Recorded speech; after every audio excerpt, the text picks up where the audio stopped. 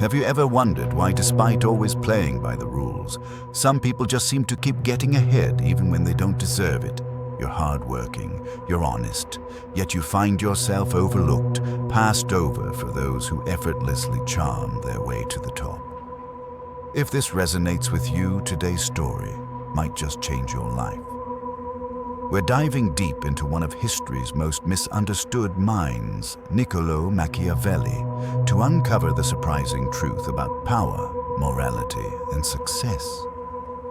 Stick around until the very end, because the insights you'll gain aren't just fascinating, they could reshape how you approach your personal and professional relationships forever. And if you find value in content that speaks to the real-world challenges you face every day, hit that subscribe button. Your support allows us to keep bringing you honest, powerful conversations about life's most pressing questions.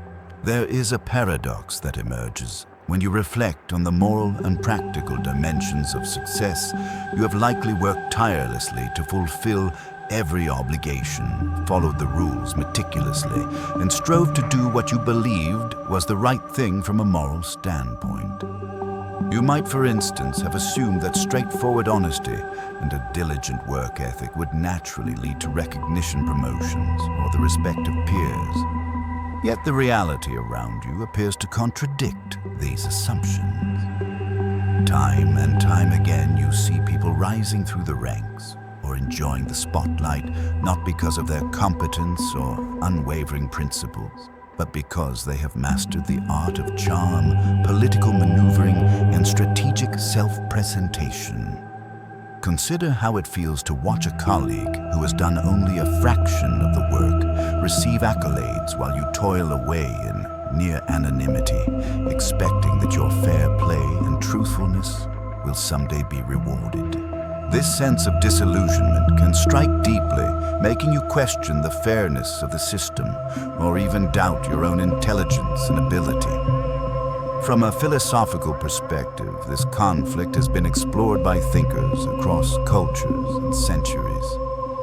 In the Judeo-Christian tradition, for example, there is an emphasis on righteousness, truth-telling, and moral uprightness as virtues that should ideally lead to divine favor and social harmony. Similarly, in many other religious and ethical frameworks, such as Buddhism's emphasis on right speech and right action, the assumption is that goodness eventually begets goodness. Yet when confronted by the harsh realities of modern corporate life, competitive politics and social hierarchies, it becomes painfully clear that virtue alone does not always pave the road to tangible success. Sometimes what is preached about justice and fairness in religious or moral contexts seems strikingly out of step with the daily experience of office politics and real-world power struggles. Niccolo Machiavelli, often demonized for his reputed cynicism, would point out that this discrepancy between moral principle and worldly reward is neither new nor surprising. He observed that the systems we operate in, be they political bodies, corporate structures, or social circles, often run on perception rather than truth, and on power rather than pure integrity. If you find yourself continually sidelined, he would argue, it's not that you lack intelligence or skill, it's that you are playing by the wrong set of rules, or you are clinging to them in a context that rewards those who can bend or selectively follow the rules. Thus, people with a knack for navigating these muddy waters, who might rely on networking flattery or strategic dishonesty, leapfrog the dutifully honest individuals. This is precisely because systems dominated by appearances favor those who can project an image of success, competence, or charm. In the modern workplace, consider how crucial it is to cultivate the right relationships, ingratiate yourself with influential figures, and speak in ways that appeal to what people want to hear. You may regard such behavior as disingenuous, but it frequently yields promotions or lucrative deals. Meanwhile, your conscientious adherence to fairness may leave you feeling overlooked. Machiavelli's point was never that morality itself is worthless, but that virtue without strategy can be a recipe for disaster. If you stand rigidly by a code of honesty in an environment where deception and maneuvering set the pace, you might well become prey to those who have fewer qualms about bending reality to their advantage. This is not to say that every person in a position of power is devoid of merit or intelligence. Rather, it underscores that the skill of aligning one's public persona with what gatekeepers value while concealing vulnerabilities or inconvenient truth is often more crucial than raw talent. In short, Machiavelli identified a brutal truth: the game often rewards those who can manipulate perceptions effectively. And if you are losing despite your best efforts to remain impeccable, it may be that you are not so much lacking ability as you are failing to adapt to the rules of this hidden game. The essence of what Niccolò Machiavelli communicated in The Prince is frequently misunderstood. Many interpret his writings as an endorsement of evil or a guidebook to unethical behavior. But to reduce Machiavelli's insights to mere villainy is to miss the nuance of his argument. In truth, Machiavelli recognized the complexity of political and social life, pointing out that those who confine themselves to idealistic notions of goodness often find themselves outmaneuvered by those who are more strategically flexible. He claimed that a person who is good in every respect, who is incapable of deception or refusing to break any rule, risks being overwhelmed by the swarm of competitors who do not share that moral purity. Historically and philosophically, this tension reflects a long-standing debate about whether ethical principles can thrive in a world shaped by power struggles. Thinkers such as Thomas Hobbes famously argued that in a state of nature, humans act primarily out of self-preservation and fear-forming societies to protect themselves. But even then, power tends to concentrate in the hands of those who skillfully manipulate the system. In Christian theology, by contrast, there is an enduring belief that virtue leads to God's favor and that a morally upright life stands on a higher plane than worldly success. Still, Machiavelli's contention is that in many critical situations, especially in politics, but also in business, those who disregard the need for strategic deception will find themselves at a disadvantage. He famously advised princes or rulers to learn how not to be good when necessary. This does not necessarily prescribe outright cruelty or tyranny. Rather, it means that a wise leader, or any individual seeking power, must know when strict adherence to moral norms becomes self-defeating. To paraphrase, if you walk into a den of lions with a code that forbids you from defending yourself, your virtue will scarcely preserve your life. Machiavelli suggests that morality should be part of one's toolkit, but not the entire arsenal. The cunning politician, corporate executive, or any player in a high-stakes environment must be willing to use guile when dealing with adversaries or situations that demand it. In practical terms, this might translate to understanding how to negotiate office politics without revealing every intention. For example, you might maintain a veneer of friendliness or accord with someone who controls significant resources, even if you personally dislike them, because an open display of hostility could jeopardize your project or your career. From a Machiavellian vantage point, feigning cordiality in certain settings is not hypocrisy. It is tactical. Similar strategies occur even in religious institutions where political undercurrents can shape appointments, alliances, and the distribution of influence. One might wonder how many historical schisms, doctrinal decisions, and leadership choices within major religions were influenced, at least in part, by the same Machiavellian dynamic. Outwardly project sanctity or goodness, but maneuver behind the scenes to achieve specific outcomes. The tension many people feel today arises from the fact that we are told from a young age to be kind, be honest, and do unto others as you would have them do unto you. On one level, these values are laudable and integral to creating a harmonious community. Yet as soon as we step into competitive environments, be it a high-level political race, a corporate boardroom, or even a local community group jockeying for leadership roles, we see that kindness and honesty alone do not always lead to success. In certain key moments, Machiavelli would say you have to cloak your true intentions.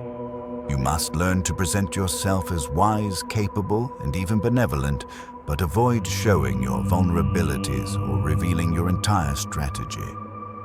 Those who remain rigidly transparent in such environments often find themselves exploited or sidelined by those who are willing to use more fluid tactics. One of the more unsettling revelations Machiavelli presents is the idea that the world runs largely on perception.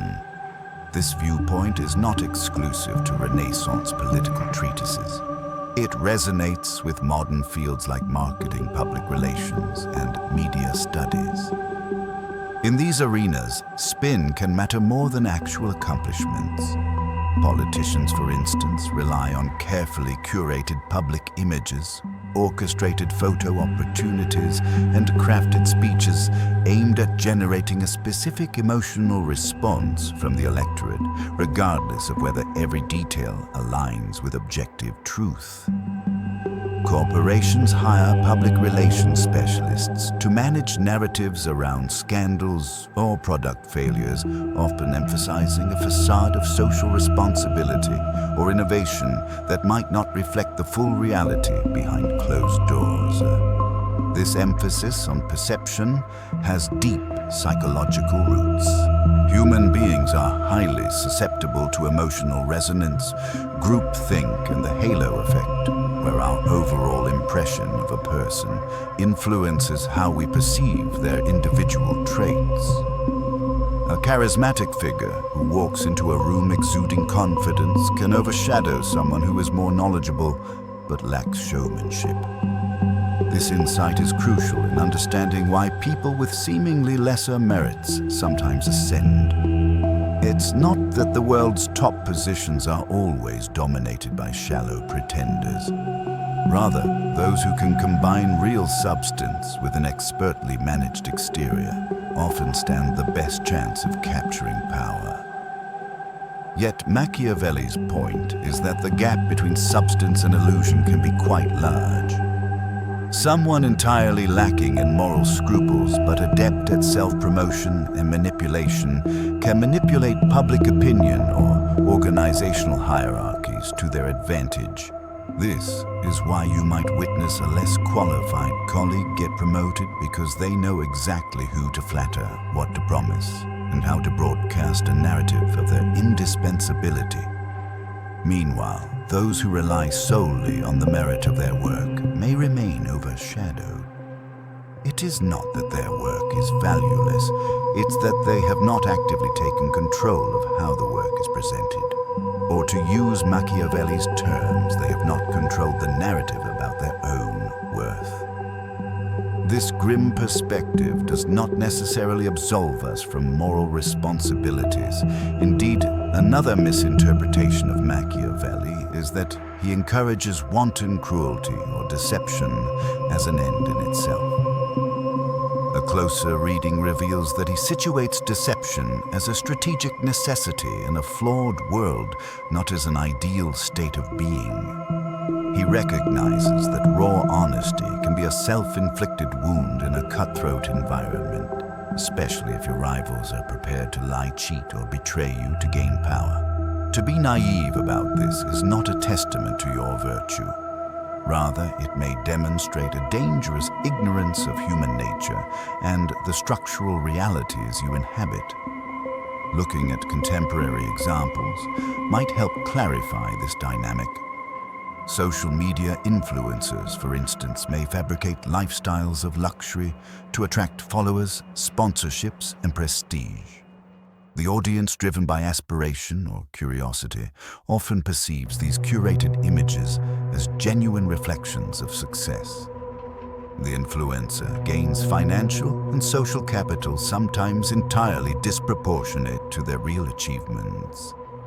This pattern illustrates that in many realms, being perceived as valuable can be more immediately rewarding than being authentically valuable. Over time, of course, illusions can collapse and reputations can be damaged. But many manage to pivot or rebrand, continuing to thrive on the power of carefully managed appearances. Hence, Machiavellian realism confronts the idealistic notion that truth inevitably prevails. In certain contexts, illusions beat facts hands down if the illusions are skillfully orchestrated.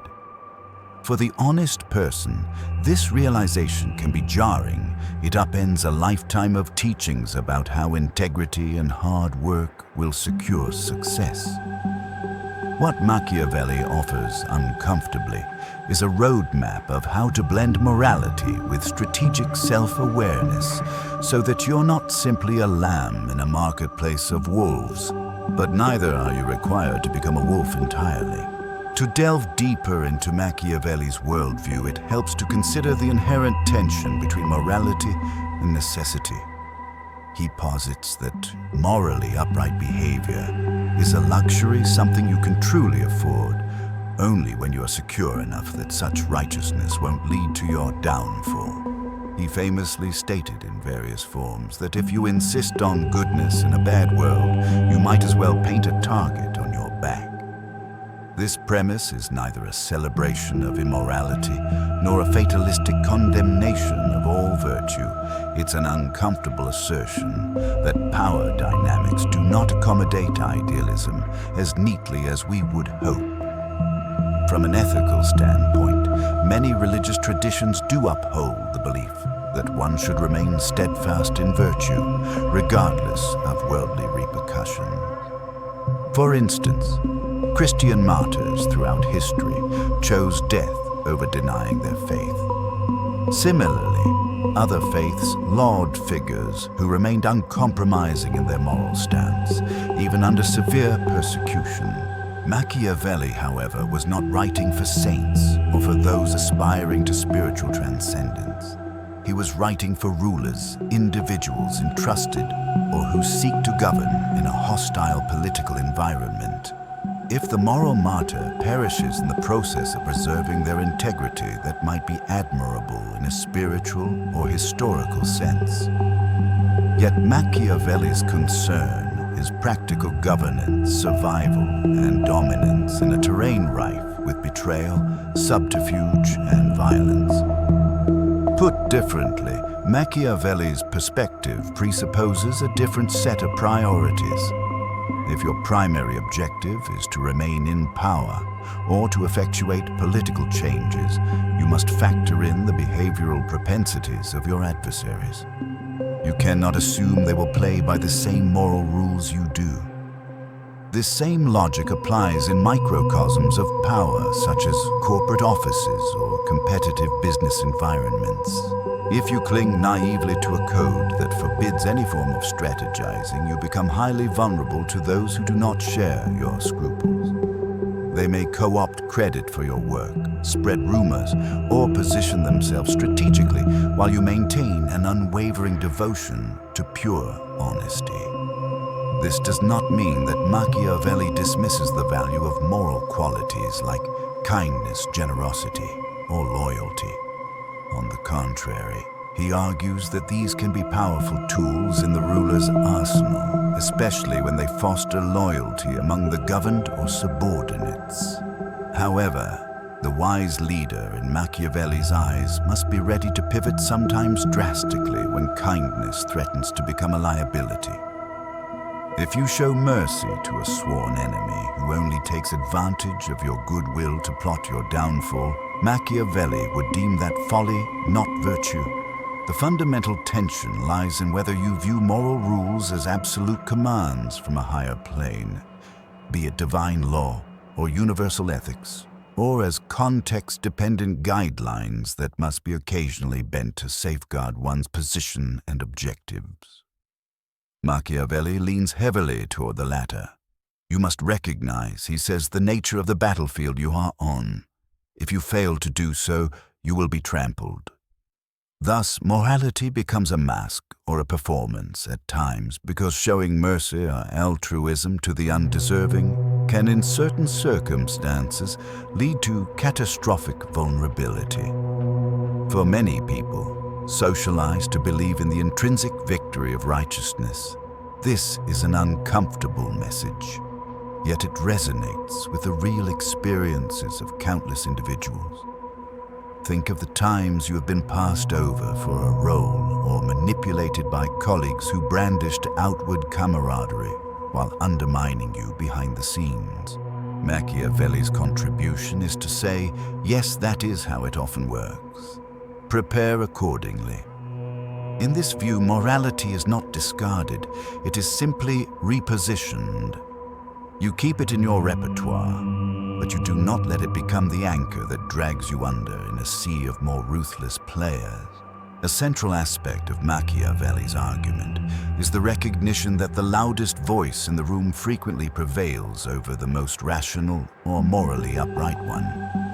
In a world where image often eclipses substance, those who can project their voice effectively through charisma, repetition, or leveraging media channels frequently come out on top. This lesson resonates throughout history. Dictators, demagogues, and populist leaders often capitalize on emotional rhetoric, scapegoating and grandiose promises to rally masses behind them, even when their policies or moral integrity are questionable at best. Yet this same principle unfolds at every level of society. In office politics, for example, the employee who confidently proclaims their achievements or embellishes them might be more likely to catch upper management's eye than the quiet but diligent worker who shies away from self-promotion. The cunning manipulator who inserts themselves into just the right social circles can sidestep formal evaluation processes simply because they have established personal rapport with decision-makers. Meanwhile, those who remain honest, polite, and rule-abiding could find themselves perpetually overlooked. While doing the right thing might eventually bring intangible rewards like personal satisfaction or the respect of close peers, it may not translate into tangible gains like promotions, higher income, or broader influence. For Machiavelli, this is not a lament. It is a neutral observation about human nature and social structures. He asserts that a successful prince, or by extension, any leader must understand how to harness appearances and manipulate public perception. This includes knowing how to be forceful when required, how to craft alliances, and how to adopt the semblance of virtue, yet also recognizing when clinging to high-minded values might be politically suicidal. Essentially, Machiavelli's idea is that virtues should be practiced to the extent that they are useful. Once they threaten your position, however, they may need to be modified or disguised. This perspective starkly contrasts with the moral absolutism found in certain religious texts where unwavering virtue is depicted as the highest ideal. In many spiritual narratives, persevering in righteousness despite opposition is considered a supreme good. The idea that the first shall be last and the last shall be first suggests a cosmic justice that will eventually reward moral actors.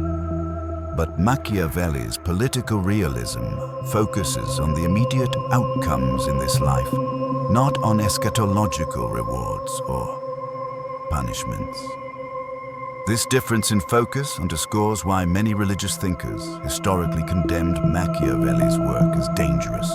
Yet ironically, political leaders influenced by Christian or other religious values have often proven to be quite Machiavellian in practice, employing manipulative tactics while publicly appealing to faith and moral codes to maintain public favor. In contemporary times, technology amplifies the power of the loudest voice exponentially. Social media platforms reward sensationalism over nuance, making it even easier for charismatic personalities to sway public opinion with half-truths or outright fabrications.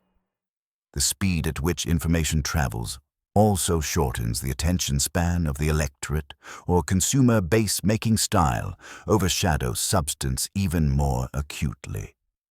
For those who wish to play by conventional ethical rules, this can be deeply disheartening.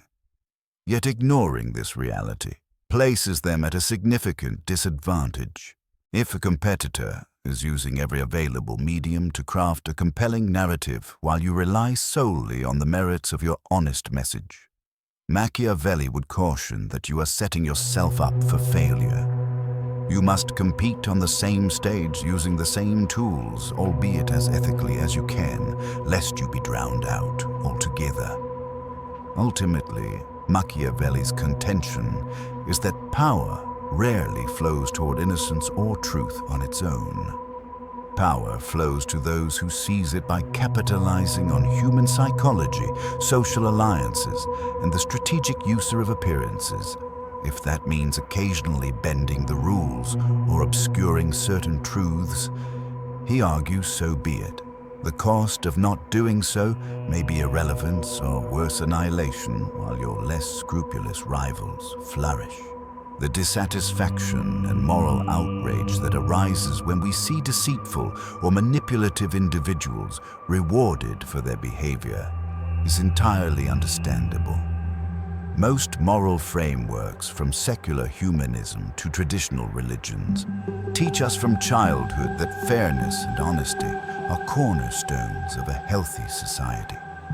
The dissonance between this ideal and the observable reality can feel like a betrayal. We might find ourselves asking, is there no justice in this world? Machiavelli's stark response would be, not in the way you hope. Justice in his framework is not an inherent property of political or social systems. Instead, it is something that must be crafted and enforced by those in power. And those in power can only create a form of justice that aligns with their own interests or the interests they have chosen to champion. In other words, if you genuinely want to promote fairness or uphold a certain moral code, Machiavelli suggests you must first secure a position strong enough to implement those ideals.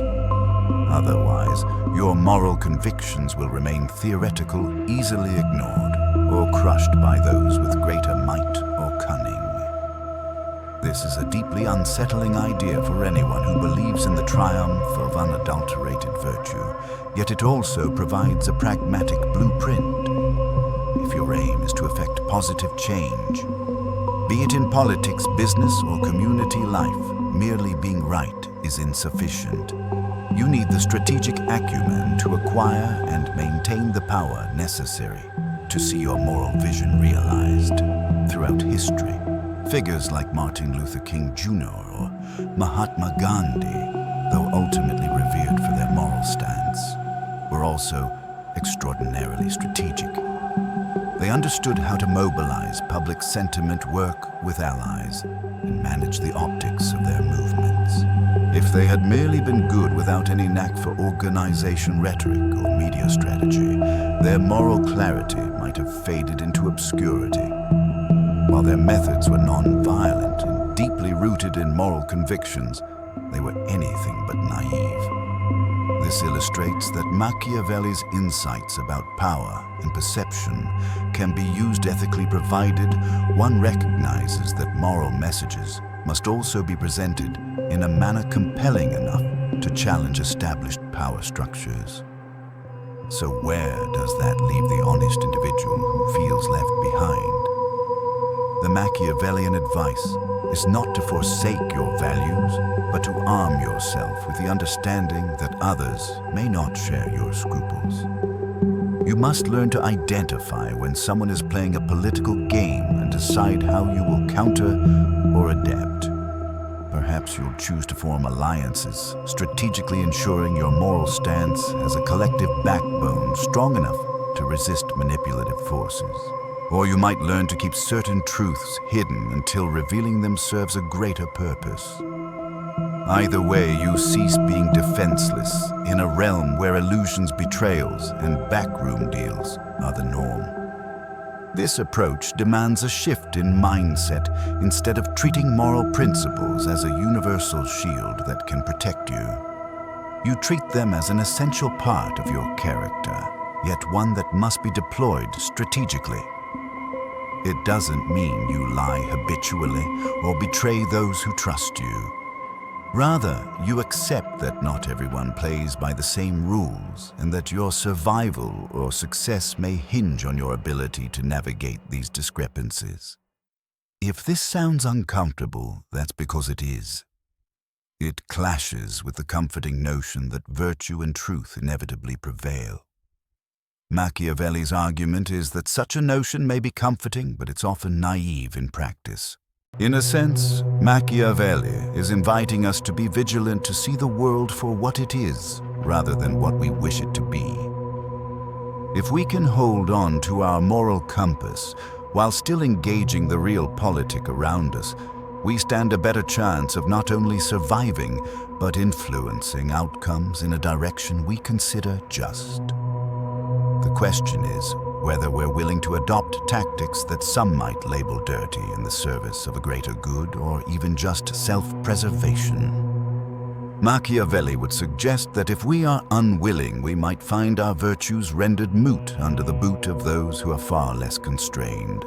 The chasm between what should be and what is can be profound, and Machiavelli demands we confront it rather than deny it. He believed that ignoring reality for the sake of moral purity often leads to ruin. To give a contemporary analogy, imagine an entrepreneur who launches a startup with an innovative product, yet fails to network or market aggressively. A competitor with a flashier, more aggressively promoted product might attract the lion's share of investors' media attention and early adopters. The morally upright entrepreneur might scoff at the competitor's hype tactics, holding fast to the belief that quality should speak for itself. But in the real market, hype often matters as much as quality, at least initially. By the time the first entrepreneur's superior product becomes widely recognized, the competitor may have already locked in major partnerships or brand loyalty. This scenario encapsulates Machiavelli's point to cling to the notion that excellence alone, or virtue alone, will eventually win, is to ignore how the majority of people actually behave. People gravitate towards excitement, perceived authority, and social proof. The competitor who understands this psychological predisposition does not necessarily have to compromise their core product. They just know that marketing illusions can be as important as the substance behind them. Meanwhile, the entrepreneur who refuses to engage in any semblance of self-promotion or strategic hype may end up overshadowed, despite having something genuinely better to offer. Still, Machiavelli does not suggest becoming a purely manipulative figure. Rather, he argues that a leader, or anyone aiming for influence, must understand both virtue and vice and master when to employ each. Translated to modern terms, it might mean balancing genuine ethical commitments, such as treating employees fairly, creating real value, or supporting worthy causes with a canny approach to public relations, alliance building, and even timely displays of strength or aggressiveness when threatened. It is an artful blend of moral consideration and political savvy that Machiavelli believed would yield lasting power. Certainly, figures like Steve Jobs and Vladimir Putin have exemplified in different ways the role of perception and strategic ruthlessness in achieving and maintaining power. While one might cringe at putting them in the same sentence, both understood the potency of creating narratives that captivate or intimidate. Jobs used a reality distortion field to persuade employees in the market that Apple was on the cusp of revolutionary products, even if the technology was still in development. Putin, on the other hand, uses media control, fear, and nationalism to project an image of strength that resonates with a significant portion of Russia's population. Neither example suggests that all success is due solely to deception. Jobs had genuine creative insights, and Putin operates in a complex historical and geopolitical context, but it does showcase how controlling perception can be essential for holding power. Those who recoil at Machiavelli's emphasis on manipulation might argue that there are noble leaders who achieve their goals through transparency and goodwill. Certainly, such leaders exist, and in stable environments with checks and balances, a measure of genuine honesty can triumph. However, Machiavelli's cautionary message is that assuming good always triumphs can be dangerously naive, especially in crisis situations or environments where the winner takes all. Indeed, in realms with minimal oversight or accountability, those who are adept at manipulation can climb very high. Ultimately, Machiavelli calls upon us to take responsibility for understanding the real mechanics of power. This might mean learning how to convey authority, how to counter disinformation, and how to protect one's interests through alliances and strategic decisions without necessarily sinking into amoral behavior. It requires situational awareness, a recognition that in some contexts, moral rigidity is indeed suicidal. So if you find yourself repeatedly undermined or passed over, despite doing everything by the book, Machiavelli's counsel is to realize that the book you're following might not be the one that determines success in your environment. A useful way to interpret Machiavelli's infamous line: "It is not necessary for a prince to have all the good qualities, but it is very necessary to appear to have them," is to see it as a commentary on the theater of power. Much like an actor takes the stage to perform a role that captivates the audience, a leader or influential figure steps onto the public stage and must perform competence, compassion, or courage in ways that resonate with the observer's expectations and fears. The difference is that the stakes in this performance can be life-altering policy decisions, warfare, social order, or the success or failure of a major corporation. For the average individual who operates in far less dramatic contexts, the principle still applies in smaller doses. If you want a promotion, you may need to perform the qualities your boss deems necessary for leadership confidence, decisiveness, team spirit, and so on. If you want to garner support for a new community project, you may need to appear relatable, trustworthy, and charismatic in front of potential volunteers or funders. You might genuinely possess these traits, or you might be consciously amplifying them for the sake of persuasion. Either way, Machiavelli would say the performance aspect is critical, and ignoring it puts you at a disadvantage against those who cultivate it. This performance-based view of social life aligns with the dramaturgical analysis offered by sociologist Irving Goffman, who argued that much of human interaction is akin to actors playing roles presenting certain facets of themselves while keeping others hidden. Goffman's work in the mid-20th century dovetails remarkably well with Machiavellian ideas about controlling impressions. Indeed, Goffman provided a sociological framework for understanding how everyday interactions involve staging front stage and backstage behaviors and calculated presentations of self, which can be compared to Machiavelli's political stage. It is easy to label such thinking as fake or dishonest, but Machiavelli might respond that authenticity is only one of many values humans prioritize, and in the scramble for success, authenticity often yields to what is most effective for winning the contest. If a candidate in an election is perceived to be more authentic, yet fails to rally enough support, they lose to a more charismatic or cunning opponent. The consequences of losing might affect not only the candidate's personal ambitions, but also the policies and lives of countless others. Consequently, Machiavelli insists that the moral responsibility, in a sense, rests not only in being good, but in being effective. If you cannot secure your position, you cannot implement your moral or political agenda. It would be a mistake to interpret this as a blanket endorsement of duplicity for its own sake. Rather, it suggests that one must be mindful of the impressions they create in the audience to whom they present. For example, if you are negotiating a high-stakes business deal, showing too much eagerness can weaken your bargaining position. Even if you genuinely need the deal, projecting desperation might cause the other party to exploit your vulnerability. In that case, adopting a more measured, even aloof stance, even if it feels slightly dishonest, could be the difference between securing a fair contract and being taken advantage of. In addition, Machiavelli's insight invites a more critical view of how we judge public figures. The polished politician delivering an eloquent speech might win us over because they confirm our biases or stir our emotions. But are they genuinely committed to what they proclaim, or is it part of the performance?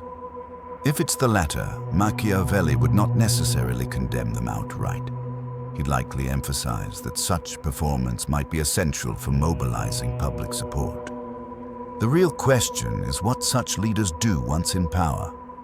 Are they using their manipulative prowess to enact just policies, or are they purely self-serving? Herein lies the ethical gray area that Machiavelli acknowledges, but does not fully resolve.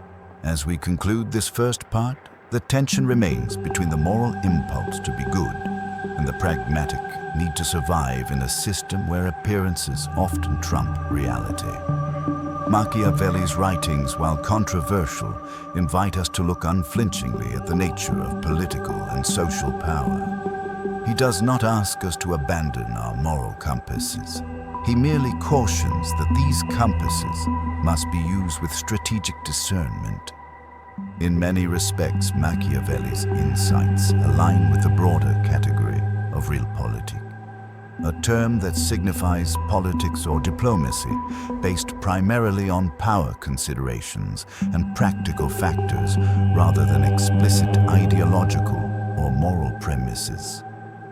The question we must grapple with is whether we can maintain a coherent sense of integrity while navigating these treacherous waters.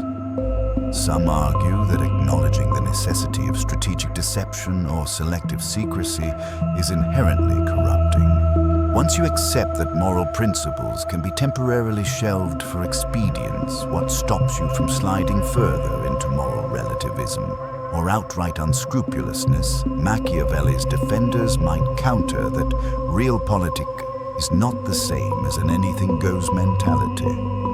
It is instead the sober realization that certain contexts, like high-level governance or extremely competitive environments, are rife with threats and manipulation, and failing to prepare for that reality is a disservice to one's constituents or to oneself. Indeed, it might be more useful to think of Machiavelli as diagnosing a condition rather than prescribing moral cynicism. He sees the political and social world as it often operates dog-eat-dog, shaped by alliances, betrayals, orchestrated illusions, and raw power maneuver.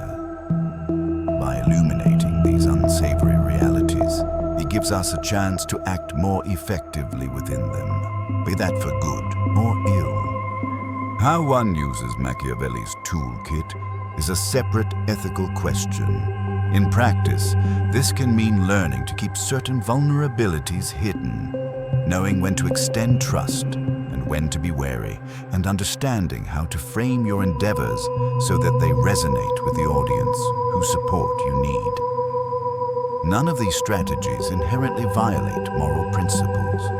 They simply acknowledge the psychological and social complexities at play. The friction arises when such strategies demand forms of deception or manipulation that clash with cherished ideals of honesty and transparency. At the end of the day, individuals must decide where they draw the line, balancing the moral cost against the practical outcomes they seek. For the conscientious individual, one approach might be a form of selective candor, being scrupulously honest in everyday matters, while reserving more guarded or strategic tactics for situations where adversaries are likely to exploit your openness.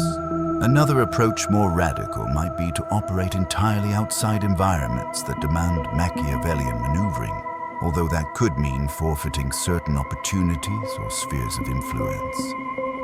Ultimately, Machiavelli's wisdom does not provide a one-size-fits-all directive. Rather, it forces each of us to reconcile our moral ideals with the realpolitik that shapes outcomes.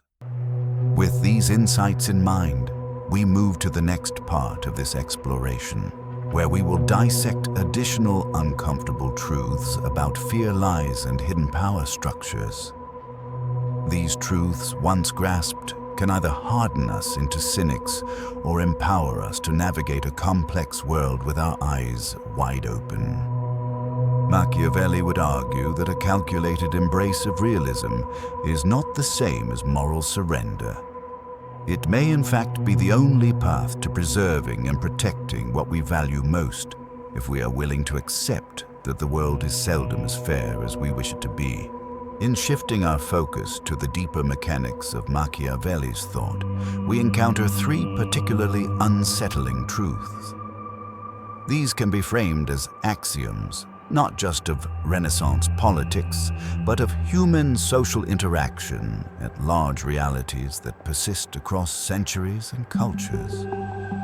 The first unsettling truth is that emotions trump truth more often than not. Machiavelli recognized that if a leader or any influential figure wants to sway the masses, invoking visceral feelings, fear, pride, hope usually works better than laying out a perfectly rational argument. This insight is abundantly evident in contemporary politics, marketing, and media, where emotional appeals often overshadow factual correctness. Consider how political campaigns typically operate. Speeches and advertisements are carefully designed to elicit an emotional reaction, whether it's patriotism, fear of the other side, or hope for a brighter future. The actual policy details, while not irrelevant, frequently play second fiddle to the candidate's ability to connect with voters emotionally.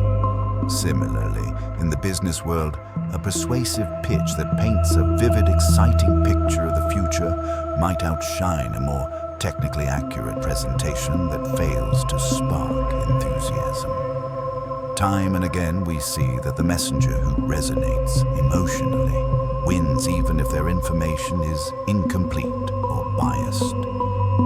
From a moral standpoint, this can be disheartening, particularly if you believe that truth and reason should hold sway.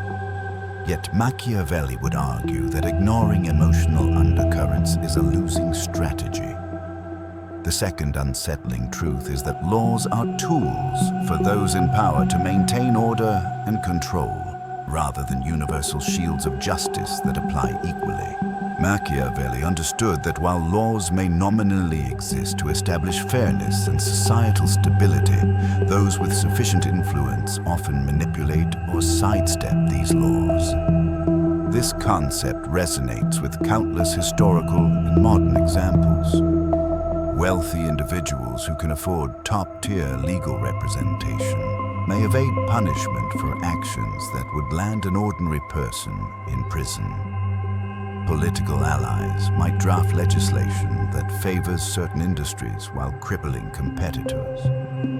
Even religious or moral laws can be selectively enforced if the enforcers themselves have ulterior motives.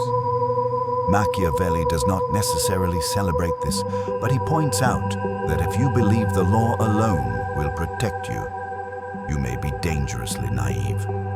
Power dynamics can bend or break the rules as needed.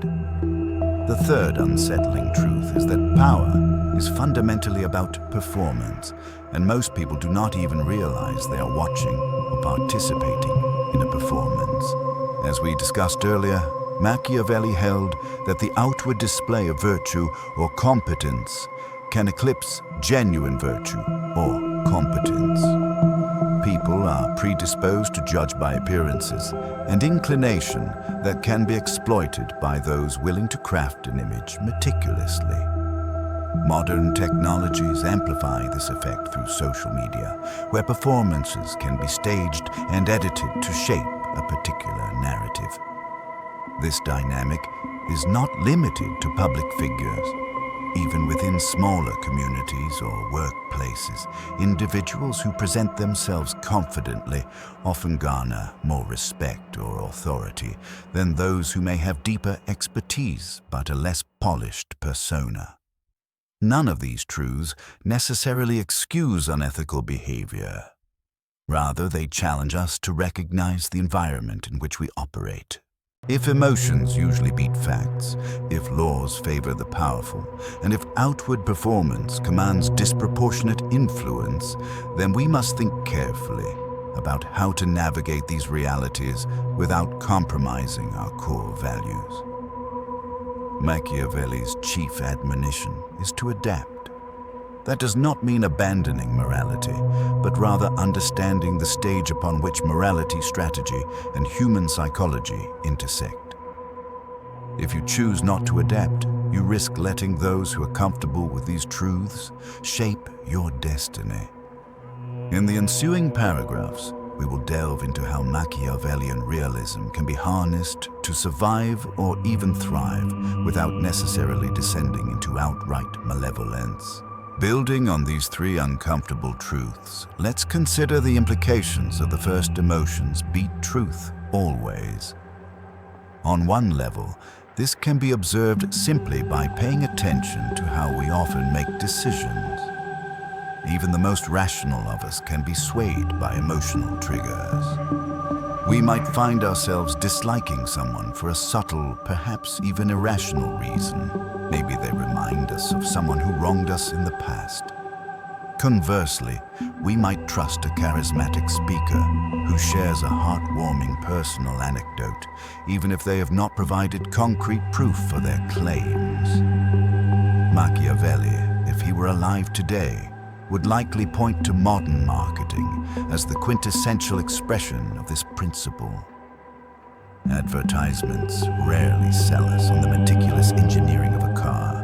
They sell us on how owning that car will make us feel like we are adventurous, sophisticated, or part of an exclusive club. From a strategic standpoint, this means that if you want to influence others, be it your colleagues, your customers, or your voters, you must harness the power of emotion. Facts alone, however accurate, may not carry you far unless they are packaged in a narrative that resonates on a visceral level. A Machiavellian approach does not entail lying outright, though it can include that if one is less scrupulous, but it does demand attention to emotional cues. Are people afraid? Then address their fears or stoke them to a point that fosters unity under your banner. Are they hopeful? Show them a vision of the future that plays into that hope. None of this precludes truth, but it does insist that truth alone rarely suffices. This principle, of course, raises ethical quandaries. Some leaders and influencers manipulate emotions, maliciously fueling hatred or division to consolidate their own power. Others attempt to use emotional appeals for more benevolent ends, like rallying support for a charitable cause or promoting a public health campaign. Machiavelli's perspective is value neutral on the question of good versus evil. Instead, it provides a sharp lens through which to see how emotional manipulation is a potent tool that can be used in myriad ways. The moral dimension depends on the wielder's intent and the outcomes they produce. Another angle to consider is self-awareness. If you know that you're also vulnerable to emotional sway, you can guard yourself against being duped by charismatic figures. Machiavelli would advise you to question your own emotional reactions. Why do you like or dislike a public figure? Is it because of their policies or merits, or because they have triggered an emotional response that clouds your judgment?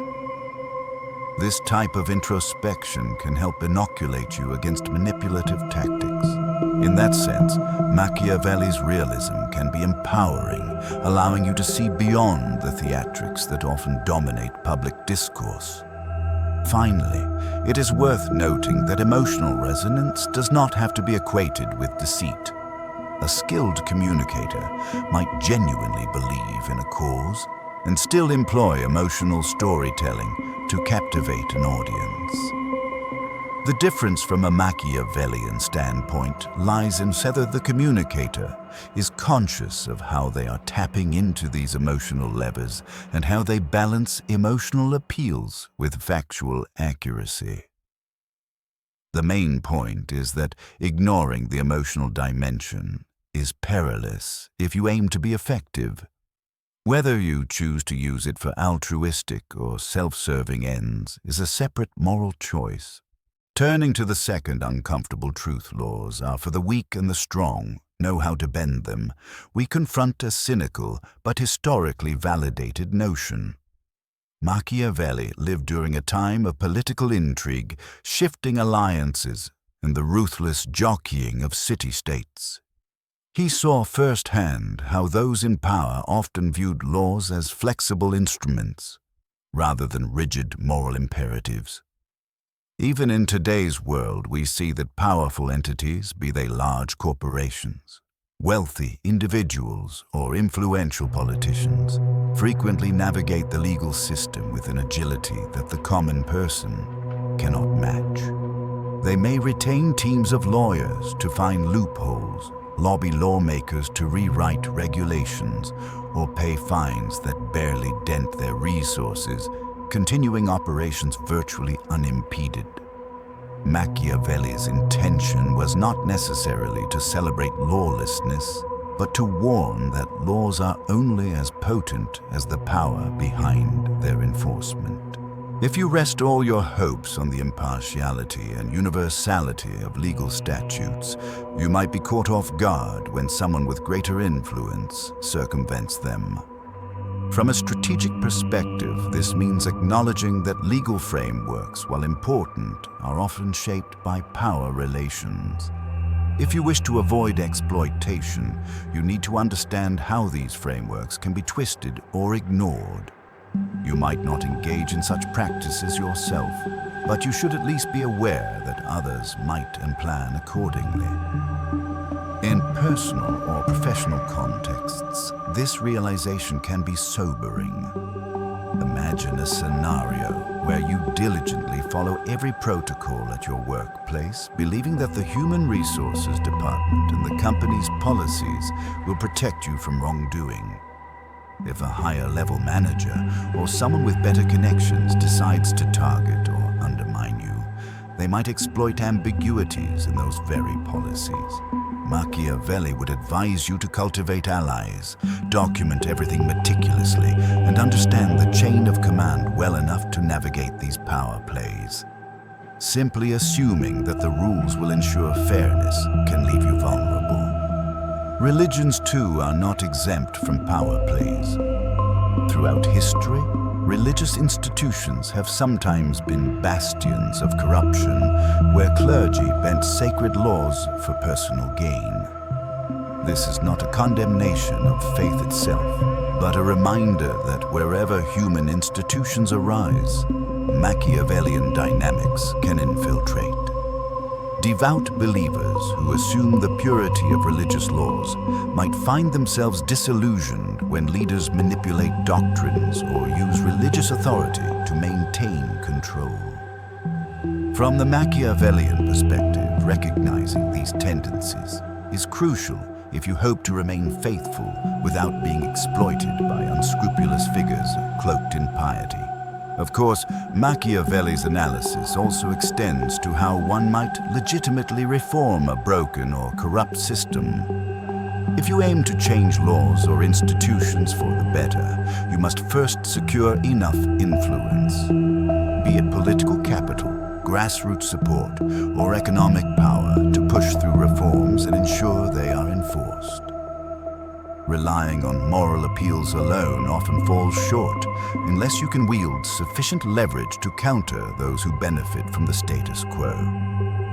This is where a Machiavellian approach can intersect with altruistic goals. If you genuinely wish to establish justice, you may need to engage the existing power structures strategically instead of hoping that purely moral exhortations will suffice. Ultimately, this second truth underscores an eternal balancing act. Laws can be vital for societal stability, but they are seldom immune to manipulation. Understanding this can be the difference between a naive faith in institutional fairness and a realistic strategy for both self-protection and meaningful reform. Machiavelli's aim is not to make us cynics, but to dispel the illusion that laws by themselves guarantee justice. They are only as just and effective as the power and will that uphold them. The third unsettling truth, that power is performance, introduces a theatrical dimension to human affairs that Machiavelli insisted we should not ignore. This concept builds on the ideas of perception and appearances crucial in any competitive arena, whether political campaigns, corporate boardrooms, or social media platforms. Machiavelli recognized that people are not omniscient. They form judgments about leadership and capability based on what they observe often in limited, curated glimpses. Consequently, those adept at managing impressions can seize a disproportionate share of influence. One way to understand this performative aspect is through the lens of charisma. Certain individuals possess a natural magnetism that draws people in making them appear more competent or trustworthy than they might actually be. Others cultivate this aura deliberately, learning how to speak with confidence, use body language effectively, and time their statements for maximum impact. The line between authenticity and performance can be blurry. Many individuals combine genuine belief in their cause with a carefully orchestrated public persona. The key takeaway is that competence or virtue alone, if poorly communicated, may be overshadowed by the compelling performance of a competitor who knows how to project success. Indeed, Machiavelli would argue that if you fail to shape how people perceive you, you relinquish control over your reputation. That vacuum is likely to be filled by someone else's narrative, perhaps an adversary eager to cast you in a negative light. This dynamic applies as much to personal branding on social media as it does to high-stakes political intrigue. If you do not actively manage your profile, your accomplishments, and the way you handle controversies, others will shape your story for you. However, acknowledging the importance of performance does not necessarily equate to embracing falsehood. The Machiavellian perspective would simply urge you to be aware of how your authentic qualities and your flaws are displayed or concealed. If you have genuine expertise, find ways to highlight it that resonate with your audience. If you have weaknesses, figure out how to mitigate or mask them so they do not become fodder for adversaries. To ignore this counsel is to risk being outmaneuvered by those who will manipulate the stage to their advantage. This insight also correlates with the broader concept of impression management, a term used in sociology and psychology to describe how individuals attempt to control the perceptions others have of them. Machiavelli was an early articulator of this notion, predating contemporary social science by centuries. His insight is especially relevant in an era where digital media allows us to curate and project an online persona at will. A meticulously managed Instagram feed, a polished LinkedIn profile, or a carefully staged series of tweets can significantly influence public perception. While this can be empowering, it also runs the risk of deepening the gap between public faces and private realities. Ultimately, the Machiavellian lesson is not that everyone should become a master deceiver, but that ignoring the performative dimension of power is foolhardy. If you consistently fail to present yourself in a way that resonates with the individuals or institutions you wish to influence, you place yourself at a severe disadvantage. Meanwhile, those less concerned with moral qualms, or at least more adept at blending authenticity with performance, are likely to prevail. The sobering message is that sincerity in and of itself is not a guaranteed ticket to success. It must be paired with strategic communication. If you find yourself in a context where you want to achieve certain goals, be it social reform, professional advancement, or community leadership, Machiavelli's advice is to stage manage your image every bit as carefully as you manage the substance of your plans. Putting all three truths together, emotions overshadow facts, laws bend to power, and performance shapes. Perception paints a picture of a world in which naive honesty and rigid moral strictures can leave you dangerously exposed. However, it also offers a roadmap for survival and potentially for moral action under realistic constraints. If you can effectively address emotional concerns, use the law in strategic ways, and defend yourself against those who manipulate it and perform in a manner that aligns with societal expectations, you stand a better chance of shaping outcomes. This leads us to the question of how a morally inclined person might use these truths responsibly. One might argue that an individual who is fully aware of Machiavellian dynamics can remain ethically grounded by adopting enlightened self-interest. This concept suggests that by helping to create a stable, fair system, you also protect yourself and build a reputation that in the long run might serve you better than short-term exploitation.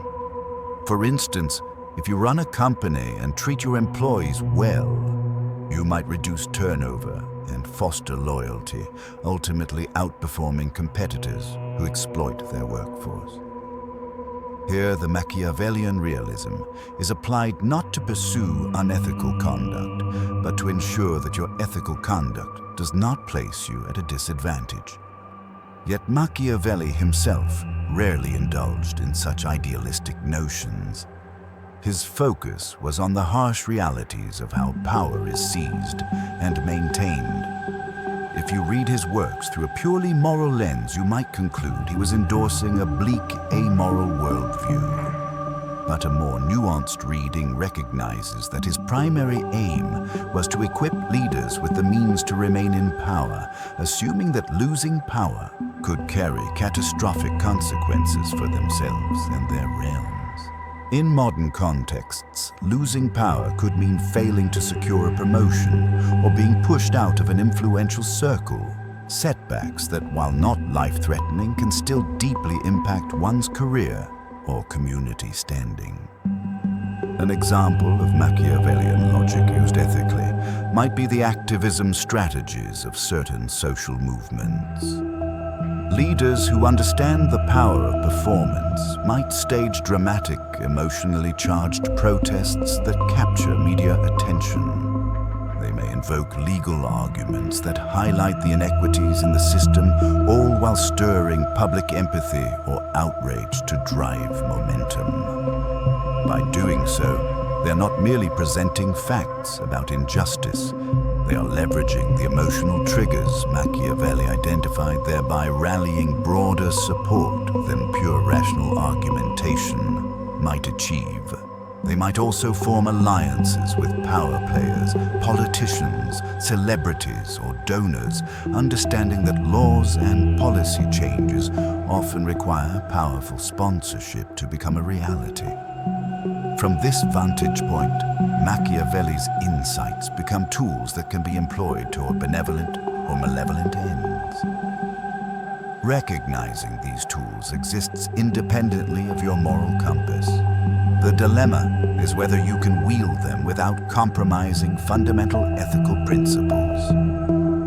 Machiavelli would likely say that some compromise is inevitable if you aim to function effectively in an environment rife with competing interests and moral ambiguities. The alternative, remaining pure but powerless, might be admirable to some, but it also means you cede the field to those less constrained by ethical considerations. If your ultimate goal is to carve a path that allows for both personal integrity and real influence, you might adopt what we could call pragmatic ethics. This involves a willingness to adapt to circumstances, to selectively reveal or conceal motivations, and to use emotional or legal tactics strategically, all while keeping one's core moral vision in view. The difference between pragmatic ethics and outright deception often lies in the boundaries you set. You might allow yourself to emphasize certain truths while withholding others, or to cultivate alliances for mutual gain without outright lying. In Machiavellian terms, you're learning how to survive in the arena without becoming devoured or becoming the very monster you set out to fight. In grappling with these Machiavellian truths, many people worry about losing their sense of self. After all, adopting a posture of strategic concealment or occasional deception can feel at odds with the values of honesty and authenticity. It may help to remember that Machiavelli did not invent these behaviors. He merely described them. These tactics have existed as long as humans have formed groups and vied for resources or status. What Machiavelli offered was a frank assessment that stripped away the pious or noble pretenses often used to veil these power plays. This is where a careful reading of Machiavelli's works, combined with insights from psychology and sociology, can illuminate a path that balances moral aspiration with pragmatic adaptation. One avenue is to differentiate between public and private spheres of life. In your closest relationships, family, trusted friends, intimate partners, you might uphold a much higher degree of transparency and vulnerability. These are the spaces where genuine honesty can flourish, sustained by mutual trust. In the public or professional realm, however, where your interests intersect with those who may not share your values, a measure of guardedness and strategy is not only wise, but perhaps essential. Additionally, one can draw on philosophical traditions that place emphasis on context and intention. For instance, certain streams of Buddhist or Confucian thought advocate skillful means adapting one's conduct to the specific situation to achieve a greater good. Telling a harsh truth to someone unprepared to hear it might do more harm than good. Conversely, offering a soft, partial truth might gently guide them to a better outcome. While Machiavelli is far removed from these Eastern traditions, the concept of adjusting your approach to match the context aligns with his realism. It's less about moral abandonment and more about moral flexibility, recognizing that rigid adherence to absolute transparency can be self-defeating in a world teeming with duplicity. There is also an argument to be made that Machiavellian tactics do not necessarily corrode character if employed with discernment. Think of a physician's bedside manner. A doctor may reassure a frightened patient more than the bare facts warrant, or withhold certain technical details to avoid unnecessary stress. Is that deception or compassionate communication? Machiavelli might say it's a strategic presentation of the truth for a beneficial outcome. The moral difference lies in whether the strategy is used primarily for self-gain at others' expense or for protecting oneself and others in a hostile environment. In the context of leadership, adopting a Machiavellian edge can mean taking steps to ensure that your team or organization is not sabotaged by unethical rivals. This might involve carefully managing information, forging alliances that secure your group's position, or anticipating underhanded moves from competitors. You can do this not out of malice, but because you recognize the stakes and refuse to be blindsided. Such an approach need not conflict with a genuine desire to foster a positive, equitable environment for those you lead.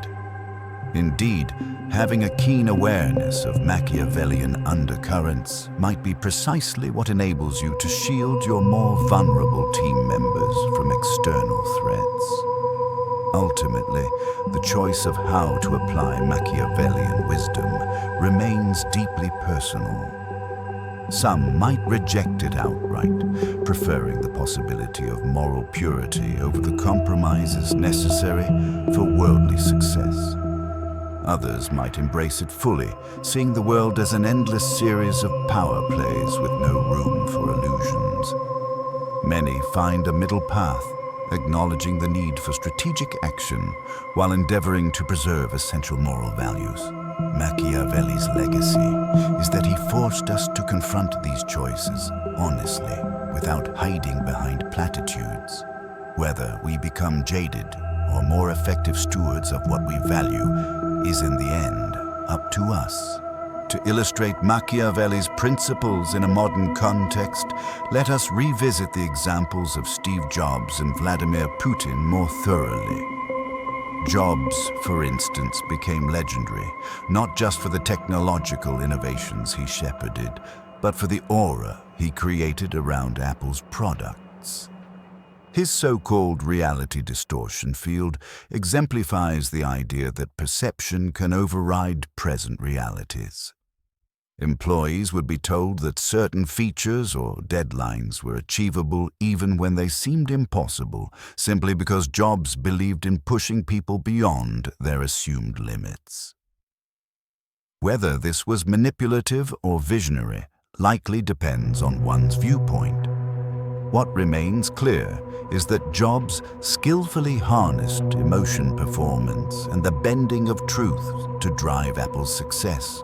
For those who admire him, he was a genius who anticipated what consumers wanted before they knew it themselves. For detractors, he was a tyrannical figure who took undue credit and ruled by fear. In Machiavellian terms, Jobs displayed a keen sense of timing and performance. He would reveal new products in meticulously choreographed presentations that elevated consumer excitement to a fever pitch. He would also not hesitate to use ruthless tactics behind the scenes, like sidelining colleagues who didn't align with his vision or reassigning credit for innovations if he felt it served the larger Apple narrative. Thus, while the outcome was groundbreaking technology and a revered brand, the process involved a distinctly Machiavellian playbook of controlling perception, unifying subordinates around a singular vision and tolerating little dissent. Vladimir Putin exemplifies a more overtly political application of Machiavellian strategy. Rising from relative obscurity, Putin consolidated power by projecting an image of strength and decisiveness, manipulating state-controlled media, and using fear and nationalism to rally support. He systematically dismantled or co-opted any institutions or media outlets that could threaten his narrative. In doing so, he turned laws into tools that served his administration's interests and quashed legal challenges to his authority. Opponents often found themselves marginalized or prosecuted under dubious pretexts. For Putin's supporters, these maneuvers portrayed him as a protector of Russian sovereignty, restoring national pride after a period of perceived weakness. For critics, he is a stark reminder of how quickly democracy can erode when Machiavellian principles are taken to their authoritarian extreme. In both cases, whether the individuals are lauded or condemned depends largely on the moral lens one applies. A purely results-oriented perspective might praise their efficiency and effectiveness. A moralistic perspective might question whether their methods were justifiable. Machiavelli's text doesn't provide a final verdict on the morality of such figures. Rather, it highlights how effectively they wield the levers of power by understanding human psychology, controlling narratives, and utilizing fear or inspiration as needed. For those of us not at the helm of billion-dollar companies or ruling nations, these examples serve as cautionary tales as well as case studies. They underscore that success in high-stakes arenas often demands more than raw talent or a winning idea. It demands a willingness to orchestrate perceptions and navigate or even reshape legal frameworks to one's advantage. Jobs and Putin in their respective domains illustrate that a measure of ruthlessness combined with masterful storytelling and image management can propel an individual to unparalleled heights. From a Machiavellian standpoint, their achievements validate his claims about the nature of power and the role that calculated illusions can play.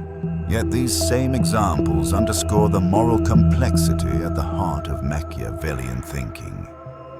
How do we admire the artistic or national achievements that result from such strategies while acknowledging the human toll, be it the stress inflicted on employees or the suppression of dissent? Machiavelli does not offer a clean moral resolution. Instead, he poses a challenge. If you wish to rise to the top, be it in business politics or any field of competitive human endeavor, you must grasp the interplay of fear lies performance and timing. Whether you do so for personal gain or for what you perceive as the greater good is a separate question and one that rests entirely on your personal ethical framework. Having examined these high-profile illustrations, one might rightly ask, does adopting Machiavellian strategies inevitably mean becoming a bad person? The answer, according to a more nuanced view, is no. At least, not necessarily. Machiavelli's fundamental argument is descriptive rather than prescriptive. He described how power is often acquired and maintained, noting that those who ignore these realities do so at their peril. In many respects, one could argue that Machiavelli was a social scientist before such a term existed, offering an unvarnished look at human behavior in political spheres. Consider the realm of negotiation. When you negotiate for a raise, a better contract, or terms in a partnership, you're in a sense applying a mild form of Machiavellian strategy. You withhold certain information, highlight selective achievements, and use psychological levers like the threat of walking away from the deal to gain leverage. This does not automatically make you immoral. It simply means you recognize the other side is unlikely to volunteer a higher salary out of sheer benevolence. You're safeguarding your interests in a competitive setting. Similarly, if you hold back an inconvenient truth during a public speech because you fear it might derail your primary message or alienate potential allies, you might be practicing strategic omission. Again, depending on your motives, this could be seen as prudent rather than malicious. Where the moral line is drawn varies among individuals. Some might consider any form of manipulation wrong, while others accept it as an inevitable aspect of human interaction, especially in contexts where competing agendas collide. Moreover, Machiavellian tactics can be used defensively. If you find yourself in a hostile work environment with colleagues eager to undermine you, employing a bit of strategic subterfuge, carefully documenting interactions, quietly rallying supportive co-workers, selectively revealing your plans, might be the only way to protect yourself and your livelihood. In this sense, Machiavellian principles can serve as a shield for those who would otherwise be victimized by more aggressive players. On the other hand, it is undeniably easy for Machiavellian cunning to become a slippery slope. Once you justify small deceptions for good reasons, you might find larger deceptions easier to rationalize. This is where self-awareness and ethical commitments become crucial. Machiavelli never stated that one should relish or admire deceit, only that it can be an instrument of power. It is up to the individual to decide whether their ends justify the means, or whether a strictly principled approach is preferable, even if it means risking defeat. In a religious or spiritual context, this tension becomes particularly pronounced. Many faith traditions emphasize virtues like honesty, compassion, and humility, making Machiavellian tactics appear antithetical to spiritual growth. Yet religious institutions throughout history have also been known to engage in Machiavellian maneuvers to preserve their influence or doctrinal stances. The contradiction is not necessarily an indictment of the faith itself, but a testament to how deeply ingrained these power dynamics are in all human institutions. Ultimately, the question is not whether you must be bad to use Machiavellian insights, but whether you can employ them in a way that harmonizes with your moral convictions. If your moral framework deems any manipulation unethical, you may choose to abstain, accepting the risk that others who do not share your scruples might overshadow you. If you find a middle ground using Machiavellian tactics in moderation to protect yourself or advance a genuinely benevolent cause, you tread a fine line between ethical pragmatism and moral compromise. Machiavelli forces us to confront these choices head-on, without the comforting illusions that goodness alone will triumph. This brings us to a crucial pivot point. How do we integrate Machiavellian realism into our daily lives without losing our sense of who we are? The first step is recognizing that we do not live in a binary world of absolute good and absolute evil. Most of our decisions occupy a spectrum where we weigh various goods, responsibilities, and potential harms. Machiavelli points out that failing to consider strategic elements such as timing, perception, alliances, and even subtle deception places you at the mercy of those who do. Second, we can practice what might be called ethical camouflage. In nature, camouflage is not inherently evil. It is a survival strategy. Predators use it to hunt, but prey also use it to evade detection. In a highly competitive social ecosystem, employing a degree of camouflage, hiding your vulnerabilities, carefully revealing your strengths, can be a means of self-preservation rather than a step toward villainy. You remain fundamentally good, but you are wise enough not to broadcast your weaknesses or your entire playbook to potential adversaries. Third, we can adopt a layered approach to truth-telling. In personal, intimate contexts, full transparency can foster trust and deepen relationships. In professional or public contexts, selective disclosure might be both practical and ethical, provided it does not cross into outright fraud or harmful deceit. The line between prudent confidentiality and malicious secrecy is often defined by your intent and the potential impact on others. Fourth, if you hold on to strong moral or religious beliefs, you can set clear boundaries. Machiavelli does not claim that you must discard all ethics. He claims that you must be prepared to act pragmatically when survival or success is on the line.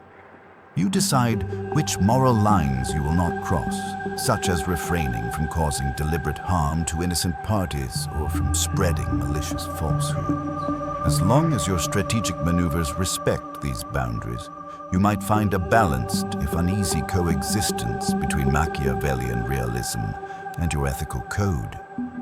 Finally, continuous self-reflection is key. In the scramble to succeed, it is easy to become addicted to the rush of power or recognition, letting cunning take over entirely. Periodic introspection through journaling, meditation, religious practice, or seeking counsel from trusted friends can help you monitor whether your tactics are starting to erode your character.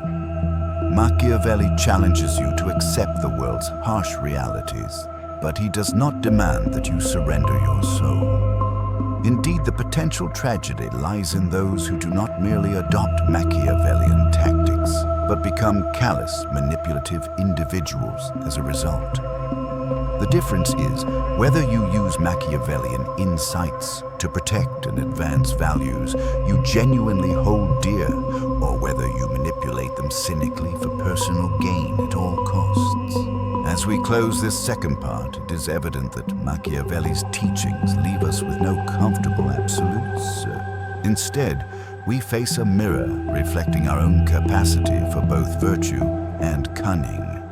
We can dismiss him as a prophet of deceit, or we can integrate his lessons into a more holistic understanding of how power and morality intersect in the real world. To do the latter is not to betray our ideals, but to ground them in a practical framework that acknowledges human nature's complexities. In the final part, we will examine how to make the leap from theory to practice, deciding whether to be the honest loser or the masked survivor, and whether there is an honorable middle path that can reconcile both conscience and ambition. As we enter the final portion of this exploration, we confront the stark question Machiavelli ultimately poses. Will you be the honest loser or the masked survivor? Put more generously, can you engage in a Machiavellian world without losing your moral compass? This question distills the tension woven through all the preceding paragraphs. On one hand, idealists maintain that integrity must remain inviolate, even if it leads to setbacks or failure. On the other, realists, especially those informed by Machiavelli, argue that untempered idealism leads to naivety and victimhood in a landscape dominated by power plays and illusion. A third possibility emerges, however, for those who seek to navigate this tension, creatively adopt Machiavelli's situational awareness and strategic mindset while retaining a core set of moral principles. You don't have to lie blatantly if you can become skilled at delivering truth in politically astute ways. You don't have to undermine colleagues if you can form alliances that allow for mutual benefit while safeguarding your own interests. You don't have to surrender your sense of honor if you can manage your image smartly, revealing your vulnerabilities only to those who have earned your trust. In this synthesis, Machiavellian realism informs your strategies, but it does not define your character. Yet it would be naive to pretend this balancing act is easy. Embracing even a moderate degree of Machiavellian thinking demands a keen understanding of human behavior, an ability to read power dynamics accurately, and a willingness to restrain certain instinctive moral impulses in situations where they may do more harm than good. It might mean biting your tongue when you'd prefer to confront a liar openly, at least until you gather enough evidence or secure an advantage that ensures your confrontation won't backfire. It might mean cultivating the friendship of someone you personally dislike because they occupy a gatekeeper role essential to your project's success. These compromises might feel like a betrayal of the simpler moral lessons we learned as children. Always tell the truth, treat others as you wish to be treated, and so on. In a stable, low-stakes environment, such moral absolutes can suffice and even thrive. But in a competitive setting where large rewards or major decisions are at stake, Machiavelli warns that others may not adhere to those same rules. Failing to recognize this mismatch can leave you perpetually sidelined or exploited. If your goal is to genuinely make a difference, whether in politics, business, or social advocacy, you may need to engage these realities lest your moral purity become a veil for your strategic inadequacy. For some, the answer is a clear no. They prefer to remain honest losers, believing that any compromise with Machiavellian tactics pollutes the soul or diminishes personal integrity. This is a respectable stance if one accepts the potential consequences. Others see the masked survivor route as the only realistic path to exert meaningful influence, arguing that moral purity in the face of corruption leads to impotent idealism. They might quote Machiavelli's admonition that if you insist on being good in a world that isn't, you make yourself a lamb among wolves. Most people, however, fall somewhere in between adopting a fluid approach that carefully calibrates when to show unvarnished honesty and when to deploy strategic evasiveness. This middle ground is slippery, demanding continual moral and strategic reflection. It is here that Machiavelli's teachings can serve as a cautionary guide rather than a dogma. By understanding the necessity and perils of deception, fear, and manipulation, you stand better poised to use them judiciously, or at least recognize when others are deploying these tactics against you. To deepen this understanding, let's examine how morality can be repositioned as a tool rather than a foundation. Another key Machiavellian concept. In The Prince, Machiavelli advises that a ruler should appear merciful, faithful, humane, honest, and religious, but be ready to switch to the opposite virtues when circumstances demand it. He is not dismissing the utility of these virtues. Rather, he is stressing that virtues function best when they serve a strategic purpose. Display them to win loyalty or admiration, but do not become so enthralled by them that you sacrifice the hard-nosed decisions required to maintain power or achieve your objectives. While this counsel sounds jarring, it underscores a critical distinction: the difference between genuinely holding a virtue and strategically performing it. Machiavelli believed that people often fail to discriminate between the appearance of virtue and its reality. So, a savvy ruler or any power seeker can exploit that confusion. In modern parlance, this is akin to virtue signaling, where individuals or corporations loudly broadcast ethical stances as part of their branding, even if their behind-the-scenes conduct contradicts those stances. This can be seen in corporations championing environmental causes while quietly continuing harmful practices, or politicians quoting scripture while engaging in ethically dubious deals. For an ethically minded person, learning Machiavelli's lesson about the repositioning of morality could be as simple as recognizing that your moral convictions might not speak for themselves. You must effectively present them. If you truly believe in compassion, for example, you can leverage that compassion, strategically showcasing it in ways that solidify alliances and community support, while still ensuring you don't let your compassion be weaponized against you by those who would exploit it. Thus, morality becomes both an internal guide and a consciously wielded asset. This shift does not have to be cynical. Many humanitarian leaders, for instance, skillfully combine authentic benevolence with strategic staging of press conferences, philanthropic events, and alliances with influential sponsors.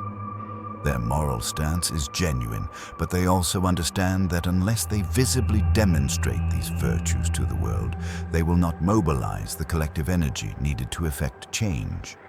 In this sense, their morality is not just a private conviction, but a public performance that galvanizes support. However, there is a danger in turning morality into a mere prop. If one begins to see every ethical stance as purely instrumental, the risk of drifting toward hypocrisy or manipulation grows.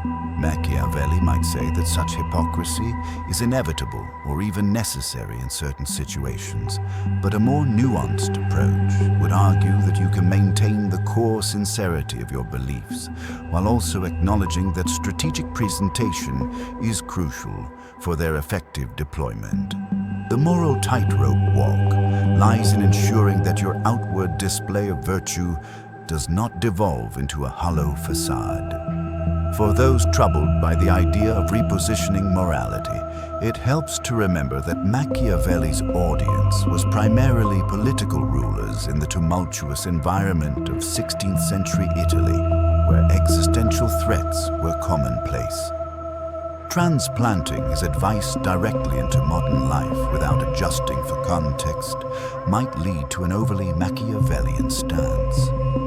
Yet the principle that virtues can be publicly performed to secure outcomes remains relevant. The challenge is discerning when that performance aligns with genuine moral intent and when it crosses the line into self-serving deceit.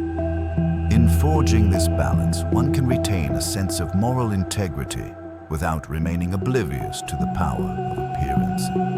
The final triad of fear, lies, and hidden rules that Machiavelli highlights also demands attention. Fear often outranks loyalty if the stakes are high enough. Lies can become more persuasive than truth if the lies tap into emotional undercurrents. And hidden rules, unwritten norms, and alliances can trump formal regulations. Understanding these forces is pivotal for anyone who wishes to avoid being blindsided. If you assume that formal procedures or stated guidelines are the only rules in play, you may discover the hard way that behind-the-scenes pacts or power relationships dictate the real outcomes. Fear is a powerful motivator and can be invoked to rally people or keep them in line. Throughout history, tyrants have used fear to maintain control, but fear can also be harnessed in more subtle ways. An employer might use the fear of job loss to push workers beyond their limits, or a community leader might stoke fear of an external threat to unify the group. Machiavelli's point is not that fear is good, but that it is often more reliable in shaping behavior than love or loyalty.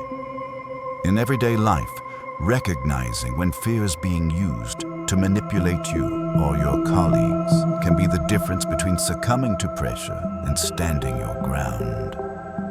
Lies, for their part, need not be grand fabrications. They can be carefully curated half-truths or strategic omissions. Public figures might omit crucial context in a statement to shape a narrative.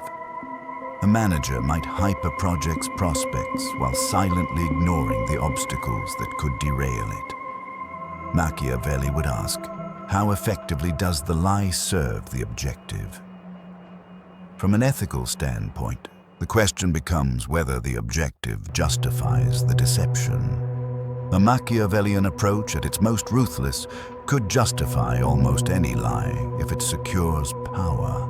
But one who blends Machiavellian insight with a moral framework might limit such deceptions to those that prevent harm or uphold a greater ethical mission. Hidden rules finally refer to the cultural, social, and political undercurrents that formal structures do not fully capture. Think of the unspoken old boys club in a corporation or the backdoor dealings in legislative bodies. If you step into these arenas, assuming everything operates on an official, transparent process, you may be sidelined before you realize what happened. Learning the hidden rules often means immersing yourself in the social networks, paying attention to who truly influences decisions, and understanding the unwritten codes of conduct. Machiavelli would advise forging alliances behind the scenes, gathering intelligence, and not relying solely on official channels. If that sounds covert or manipulative, it's because in many ways it is, but it might also be how you secure the resources or support needed for legitimate aims. When integrated thoughtfully, these lessons about fear, lies, and hidden rules do not have to transform you into a conniving schemer. They simply sharpen your situational awareness. You might see a manipulative boss or colleague's tactics for what they are, and instead of exposing them prematurely, you gather the necessary evidence or alliances to confront them effectively. You might recognize when a politician is using fear to sway public opinion and choose to counter that narrative with a more balanced approach, employing your own emotional appeals but rooted in truth.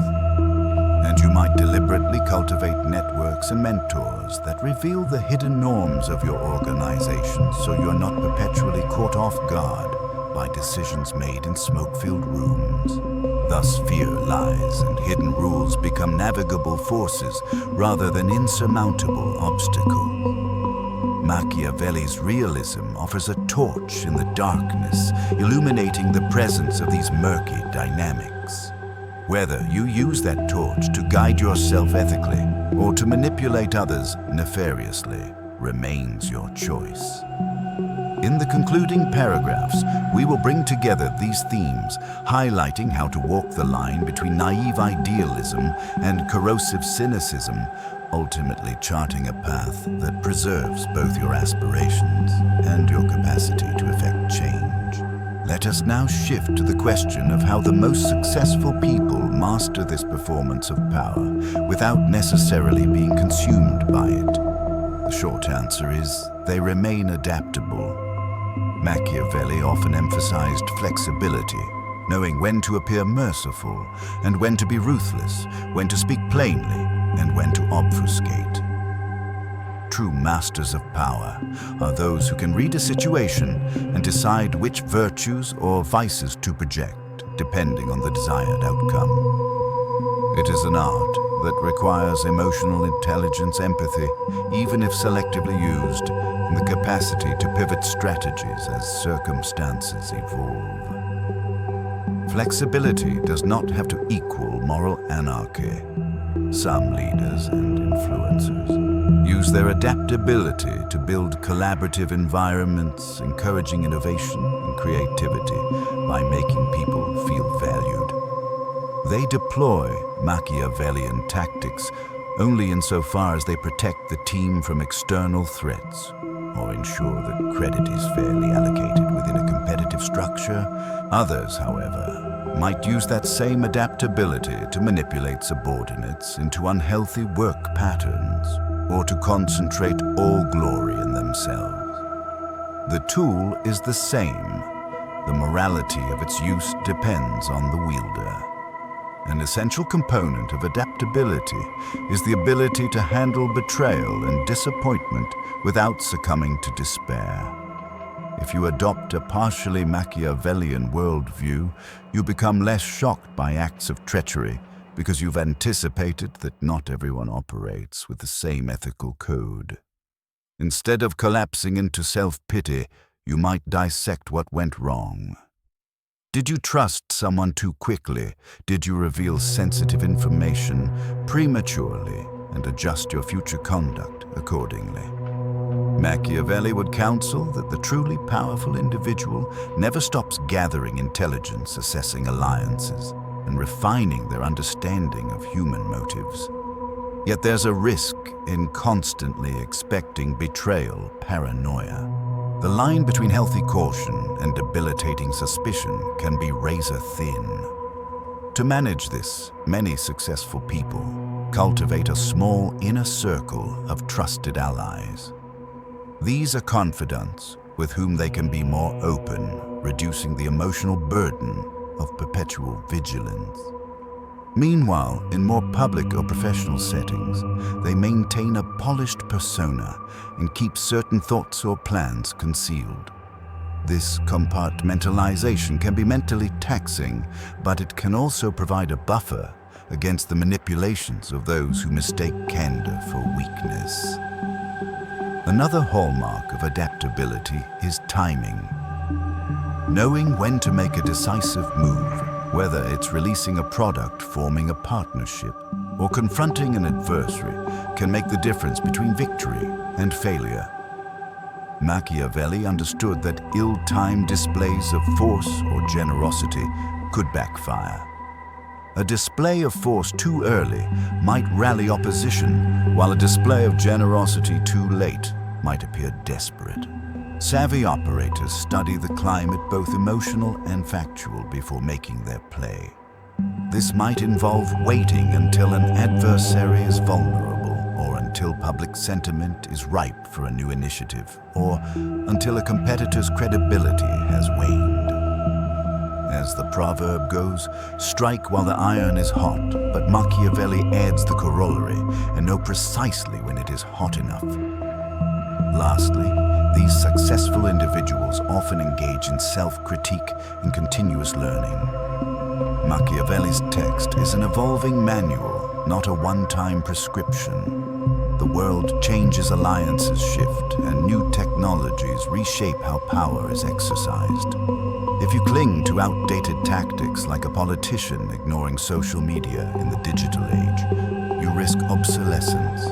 Hence, an ongoing readiness to revise strategies is vital. This might mean reevaluating who your real allies are, learning from mistakes where you were too trusting or too aloof, and staying informed about shifts in the cultural or political landscape that could affect your position.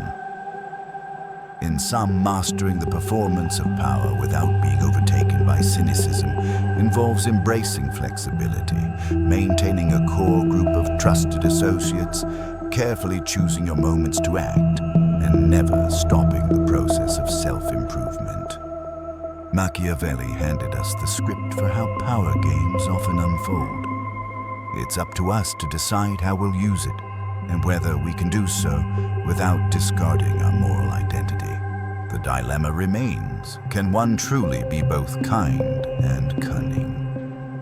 In Machiavelli's realm, kindness can be a strategic facade deployed to win loyalty or affection when advantageous.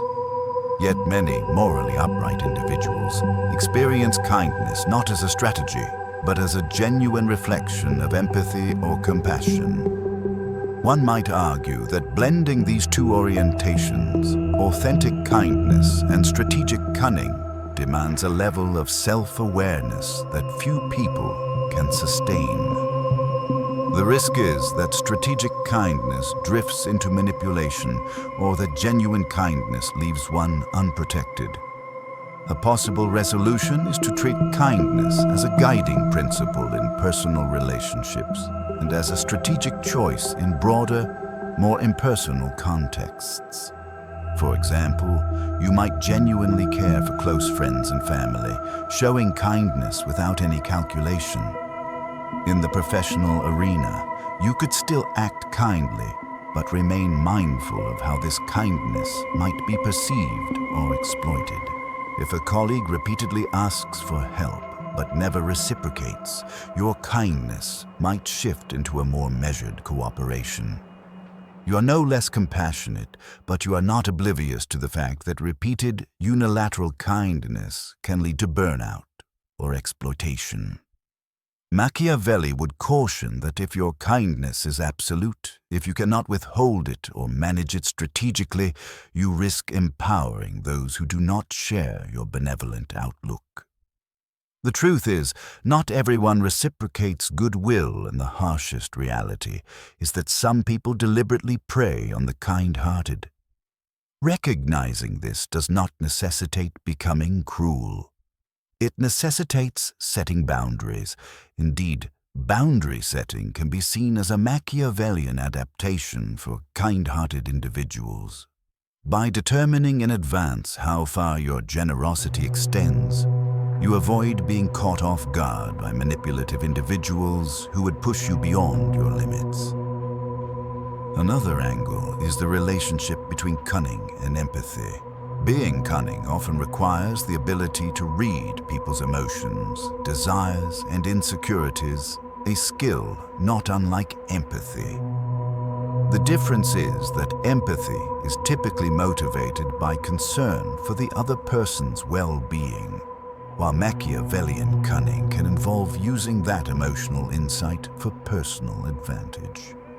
However, one can imagine a scenario where empathy and cunning overlap for a benevolent purpose.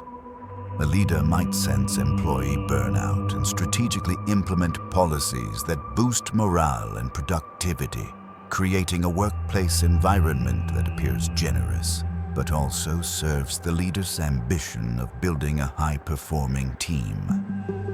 This nuanced interplay suggests that Machiavellian tactics can be harnessed to support genuinely kind objectives. The critical question is whether the end justifies the means. If you strategically manipulate perceptions to pass a policy that genuinely benefits the majority, are you acting ethically or cunningly? Or both? Machiavelli wouldn't see much of a contradiction here. The moral content of the end goal does not negate the necessity of playing the game skillfully. For the moral agent, the challenge is not to slip into rationalizing every manipulative act as serving the greater good. This self-deception can be the gateway to far darker outcomes, as history is rife with leaders who claimed benevolent motives while engaging in oppressive tactics. In the end, the fusion of kindness and cunning demands a careful calibration of motives, methods, and boundaries.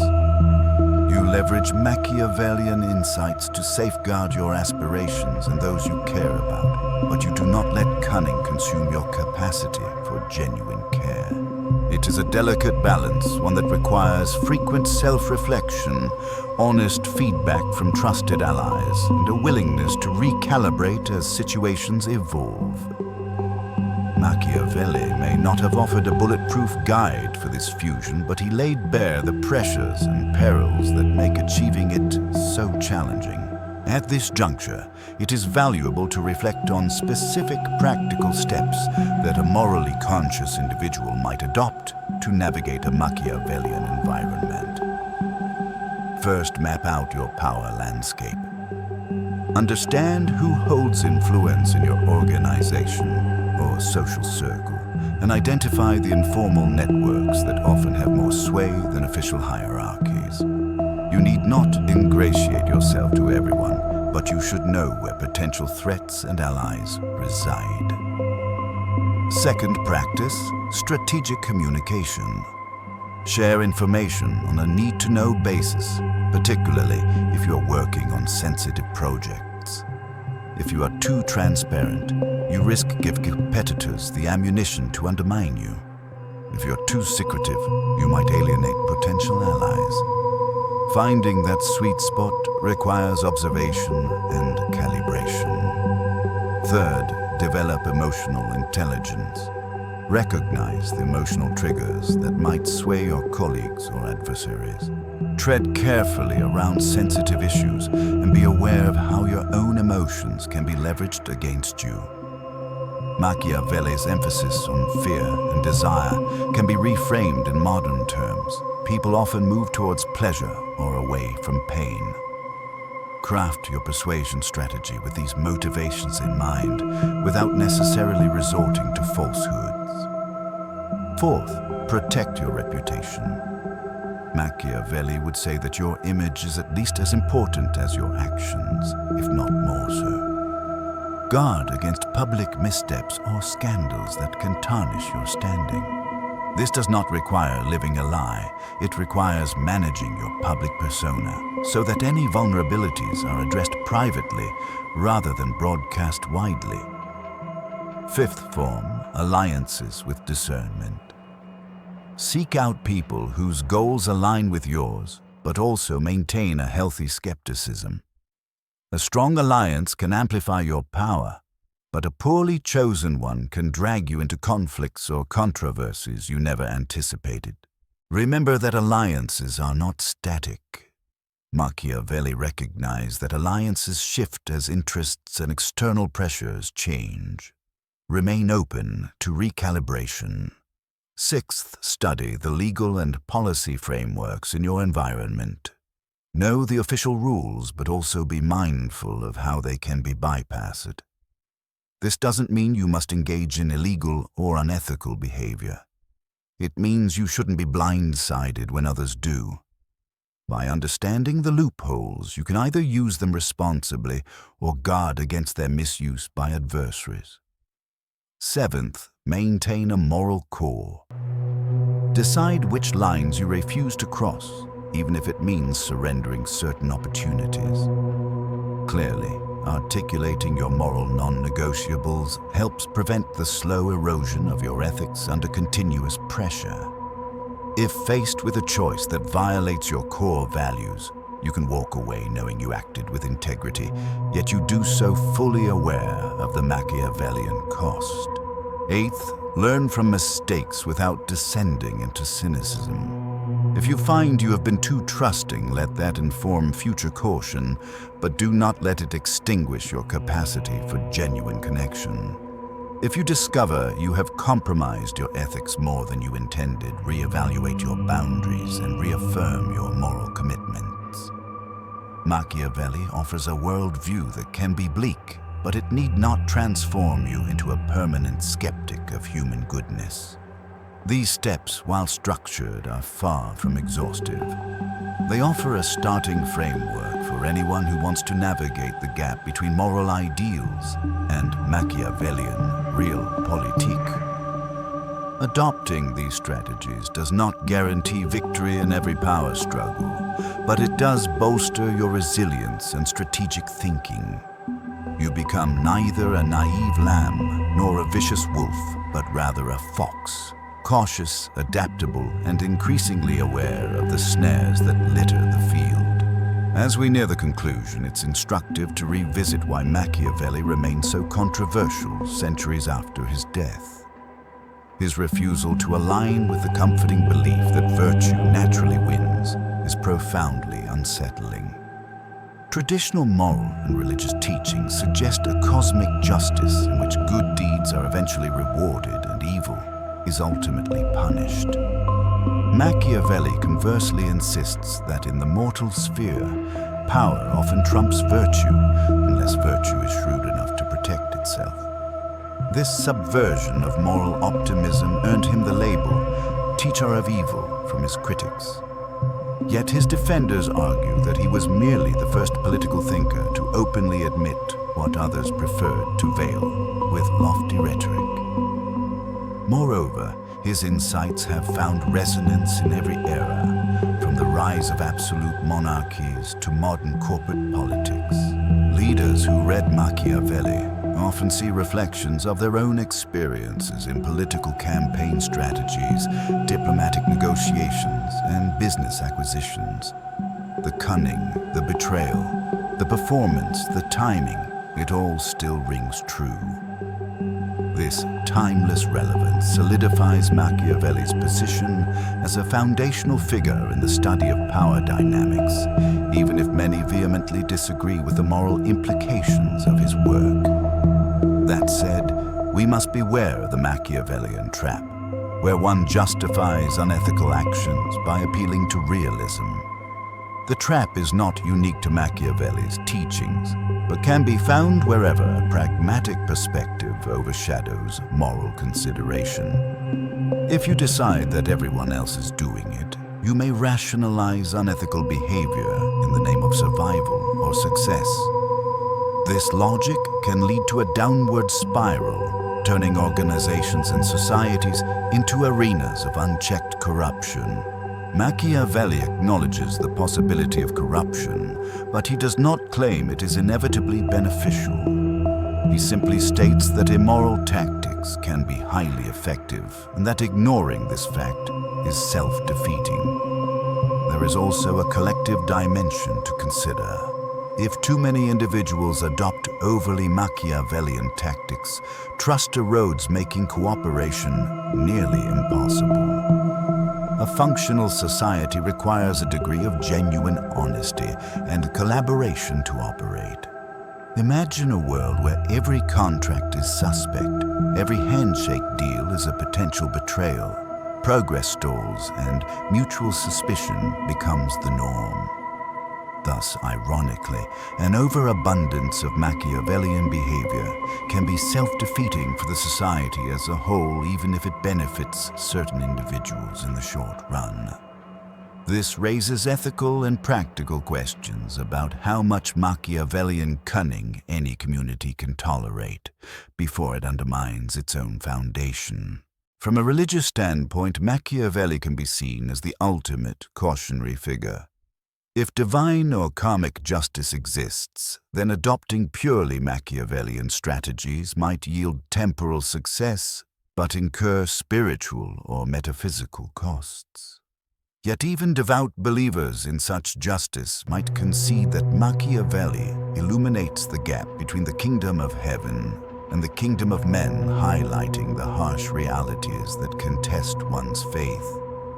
Indeed, many religious reformers have found themselves employing Machiavellian tactics, sometimes unconsciously, to protect their movements from external foes.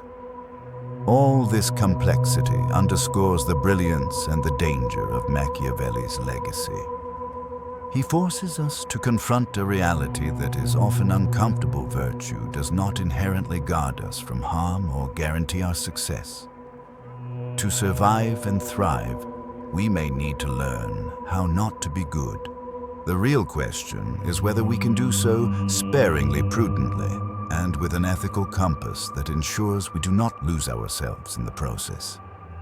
In the penultimate paragraph, we will address this final balancing act, reminding ourselves that Machiavellian need not automatically mean evil, but it does demand caution, awareness, and perhaps a willingness to accept moral ambiguity in our pursuit of worldly goals. Before we close, let's revisit the ultimate takeaways from Machiavelli's perspective and apply them to everyday life.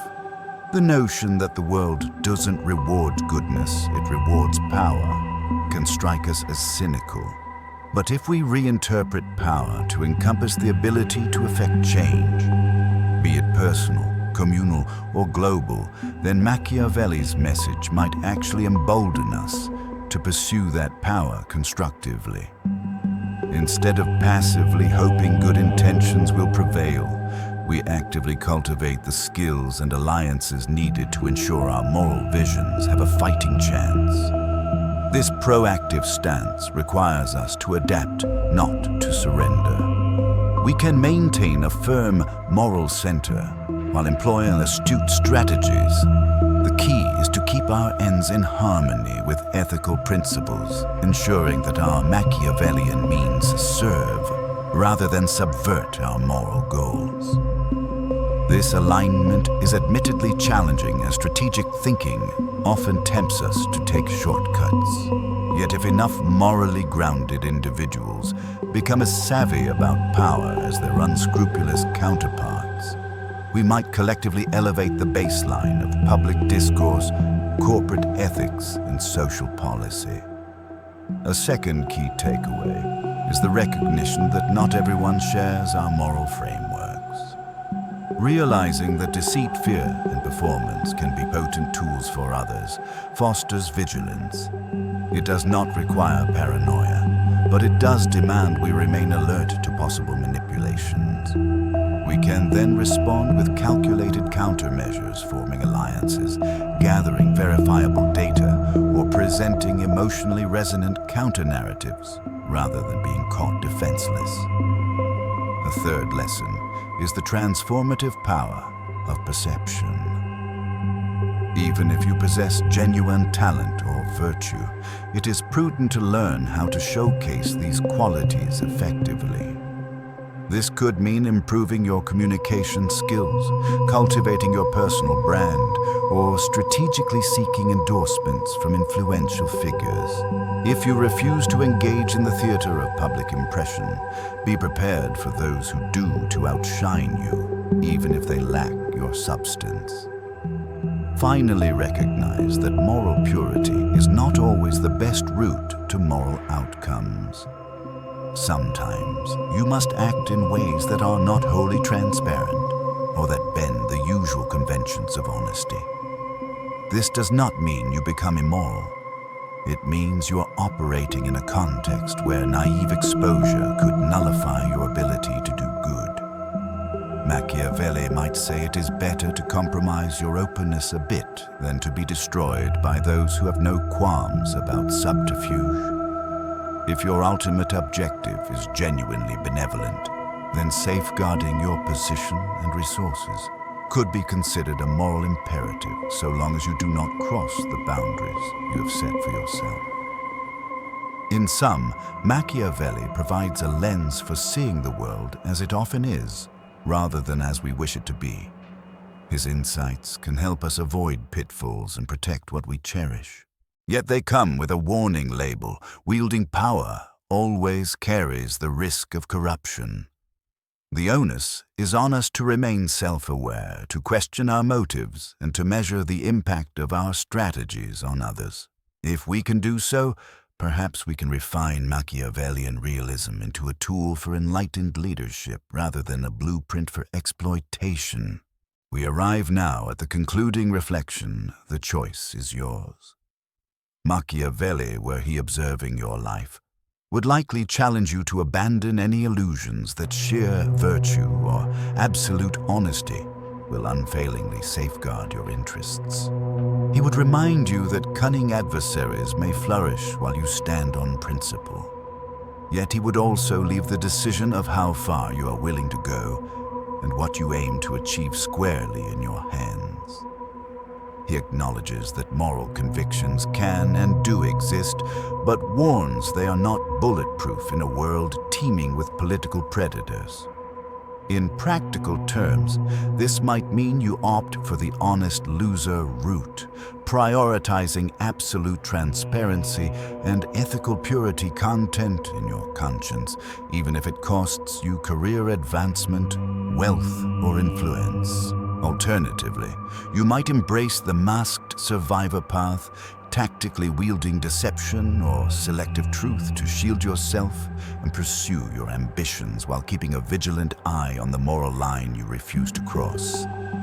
Most of us will oscillate between these poles, depending on context, seeking to do good but reluctant to be exploited, ready to compromise some ideals, yet unwilling to betray our core self.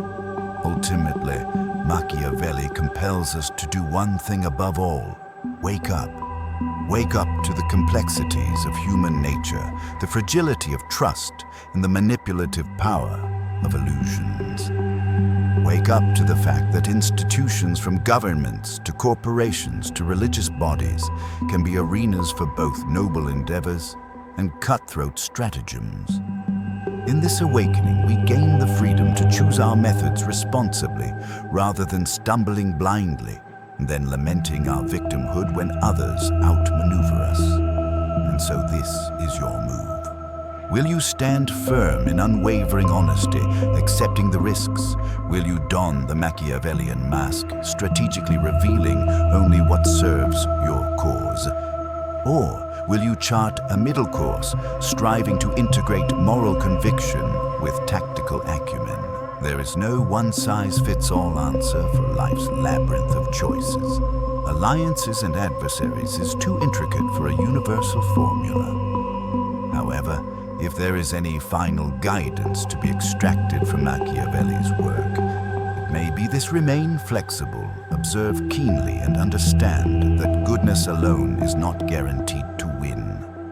If you wish to champion goodness, you must also learn how to safeguard it, sometimes discreetly, sometimes boldly, but always with eyes wide open to the harsh truths that shape our shared reality.